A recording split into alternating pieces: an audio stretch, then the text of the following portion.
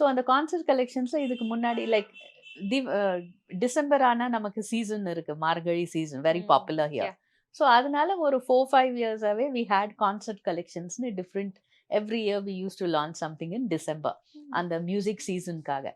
So ஆரம்பத்தில் ஒரு one of the concepts was அந்த மார்கழி சீசன் அப்போ அந்த சபா எப்படி இருக்கும், அந்த ஸ்டேஜில் எப்படி அந்த ஆர்டிஸ்ட் உக்காந்துட்டு இருப்பாங்க, சிங்கர் அண்ட் தப்லா எல்லாம். ஸோ அதெல்லாம் ஒரு பெரிய ஒரு அந்த அந்த கான்செப்ட், அந்த சீனை we had woven on the பல்லு.